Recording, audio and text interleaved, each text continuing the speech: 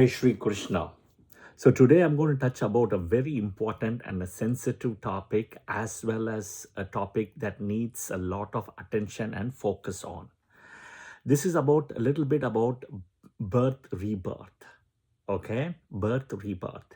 Now, a lot of you, who knows Hinduism, who's been following Hinduism, practicing Hinduism, or converted to Hinduism. There is nothing called conversion to Hinduism in reality. Practicing Hinduism, Sanatana Dharma, right? We all know about birth and rebirth. As per Vedas, Puranas, it's like a cycle, right? And it's karma involved. It's not about sins, it's karma and dharma. But what I'm going to touch is not that bigger picture. I'm going to touch a picture which is on a day-to-day basis what we see, the practical picture, which is exactly the way our Vedas has written or more than Vedas, the information from books like BPHS, Brihat Parashara Horashastra, Maharishi Parashara, Varahamihras Brihat Jataka Alangara, Yavanakavya. All of this will touch one thing. That is the 120 years of Vimshottari Mahadasa. As one finishes a dasa and starts a dasa, finishes a dasa and starts a new dasa, okay, it's a rebirth. Change of dasa is a rebirth by itself. The way think about it, how a woman undergoes multiple rebirths in the same cycle, as the woman is living. First, she's born as a woman, a baby child. Second, she gets her menstrual cycle for the first time. So that itself is like a rebirth kind of a thing, right? The next one, if you see, she becomes pregnant and she delivers a child. That process itself is like a birth rebirth process. Even though it's the same girl child who's undergoing several transition and transformation. As humans, we don't undergo that as males, specifically in humans, but females undergo a lot. But all of us undergo another important transition and transformation as rebirth within this birth, which is this Mahadasa. 120 years of Mahadasa cycle.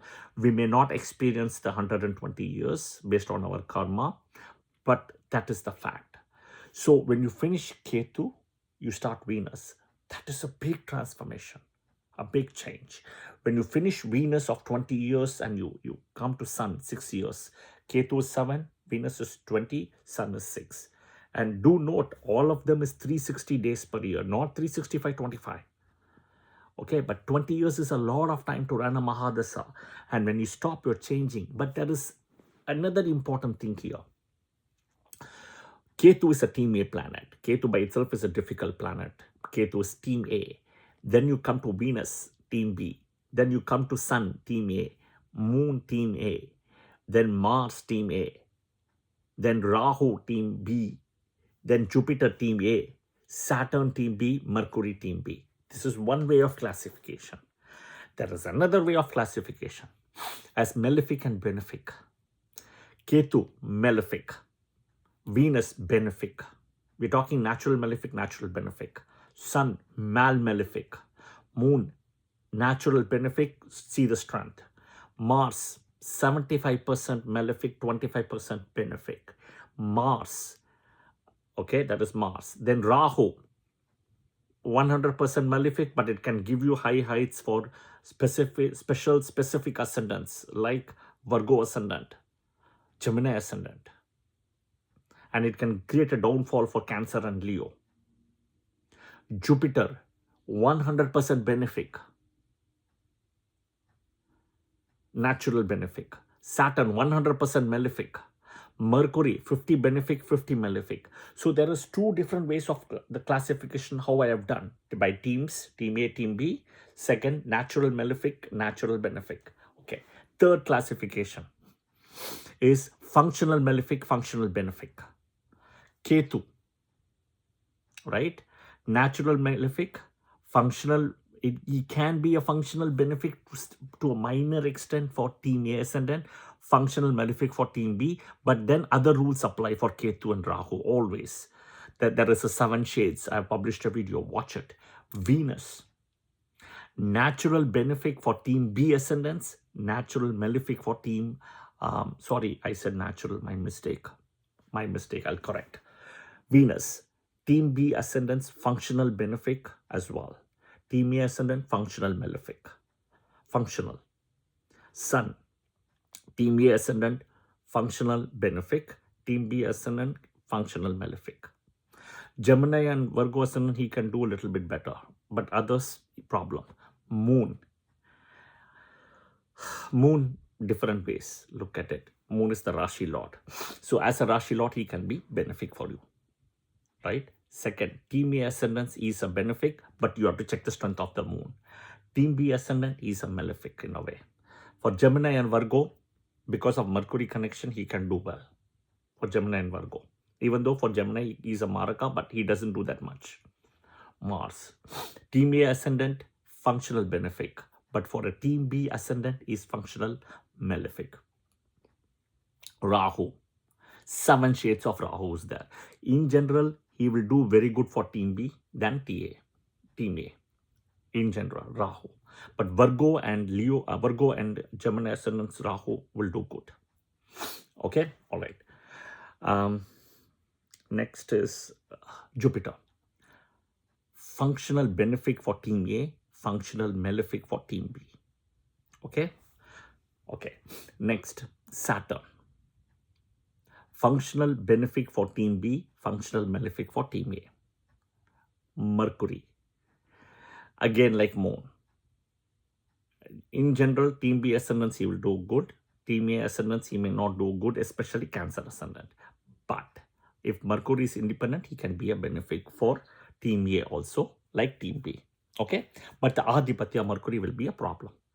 Okay, so how many ways we have broken down? First is the Mahadasa sequence, right? The sequence of, we looked at, in a way, natural malefics. Second is the Team A, Team B. Third is functional, right? We have done 3 ways so far. Okay. What else we can do? That's the question, right? Okay. So the point is, right? The point is, by finishing one dasa and starting up another dasa, ending, and another dasa starting, itself is a rebirth. This is the fact. It's a rebirth every time. But you may not see many times the impact. You're running Venus for 20 years and Venus runs slowly.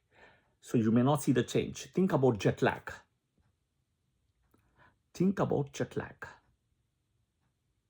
Jet lag is you go from India to US or US to India, you get jet lag for 2 or 3 days. Why is that? Because time zone, country, climate, everything. Same thing for these planets. When you run 20 years, you have a jet lag. But the jet lag is not for a day or a week or a month. It can go close to a year, somebody like Venus. The change will happen. Okay, understand that. Yeah, okay. So, one way, Team A, Team B. Natural malefic, natural benefic. Functional benefic, functional malefic. Right? And of course, then you have other criteria. Maraka, Badaka, Kendra, Adipati dosha, those laws, etc. Right? All those things are there. That is also going to come. All right. So the biggest birth or the biggest jet lag issue, the biggest birth rebirth thing is happening when you are a Team A planet and you jump from Team B. Team A to Team B. There is a shift of energy. And second, you are a Team A ascendant and you jump from Team B to another Team B, another shift. Okay, within Team A, you may not see big shifts happening. But when you jump from Team A to Team B, you're going to see a shift. And you're jumping between Team B. So I'll explain. Team A ascendants, Aries, Scorpio, Cancer, Leo, Sagittarius, Pisces. Okay, Team A. I'll give a Team B example as well. So when you are jumping from Sun to Moon, Moon to Mars, you may not see a difference. Okay, you may not see a difference. because you're jumping within team A only as a team A ascendant. Okay, you may not see a big difference. You may see a minor differences about this birth rebirth cycle I'm talking about. But when you're jumping from Mars to Rahu, you will see a difference. And from Rahu to Jupiter, you're going to see a difference. And you're jumping from Jupiter to see Saturn, bigger difference, and Saturn to Mercury, bigger difference as well. Because Rahu to Jupiter, you're jumping like team B to team A, and then Jupiter to Saturn, team A to team B, and then Saturn to Mercury, team B to team B, and you're team A ascendant. So this is where you're going to see. Okay, same example I'll give for team B. So the team B ascendants are Libra, Taurus, Capricorn, Aquarius, Gemini, Virgo. So if you're jumping from Venus to Sun, it's a big difference. You're jumping from team B to team B, A. Team B to team A. Plus, you're also jumping from most second, like big benefic planet to a malefic. That is a big shift. And then you continue within that Sun, Moon, Mars. You're jumping. So for an ascendant like Capricorn or Aquarius, Sun, Moon, Mars sequence can be very difficult.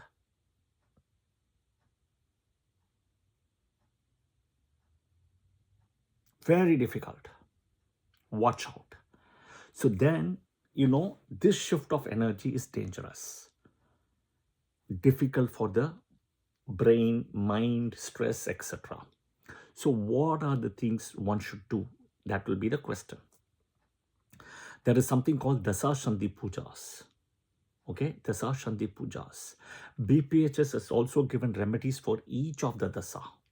Okay, and those remedies work. Dasa Sandhi Pujas are there. You got to figure out how to do that. Okay, the energy shift you will see from Venus to Sun. The minute Sun starts, right, suddenly somebody will be interested in politics, ego. The strong thing of Sun will come. Confidence will be there. Overconfidence also can be there.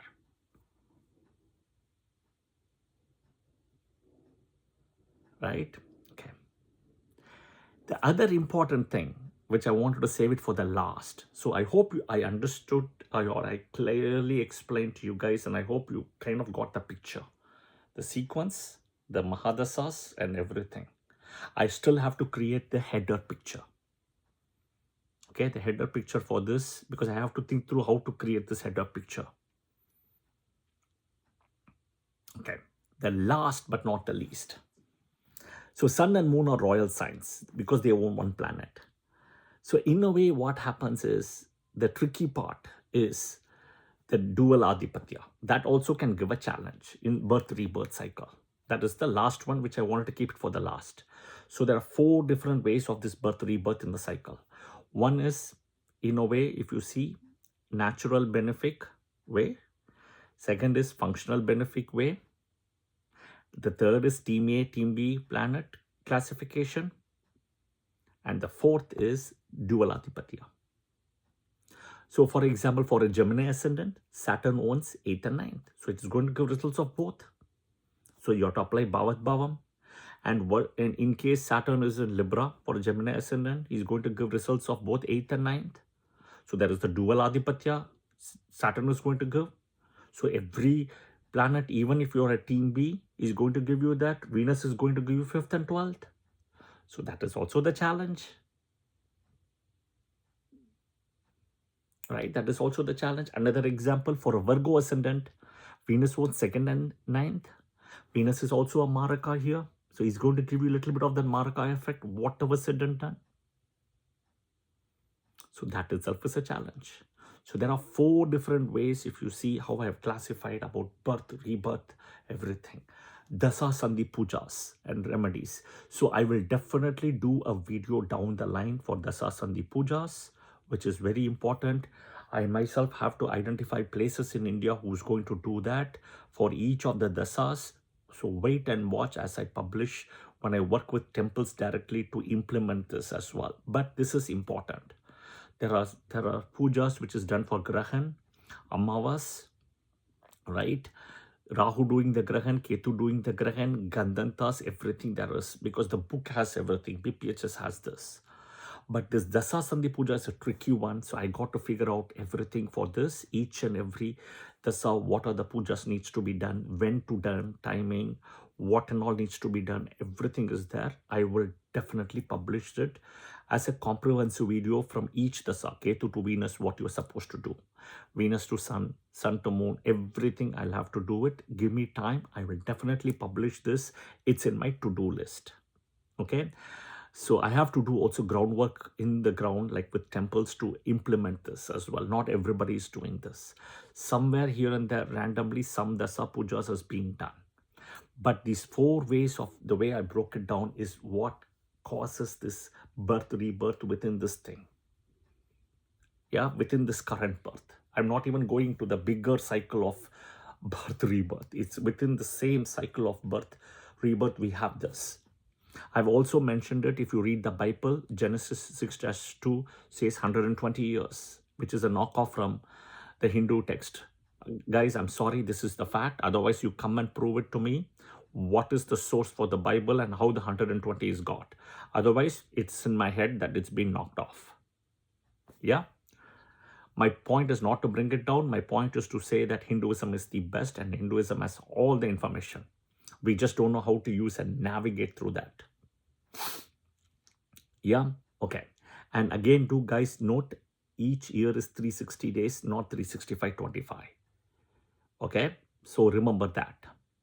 Okay, I hope this video was helpful. If you liked the video, press the like button, share it with your friends and family.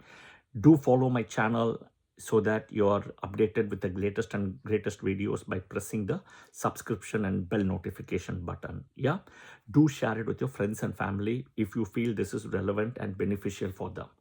Jai Shri Krishna. I will have to still work out the header picture for this. Yeah, have a good day. I'll see you soon.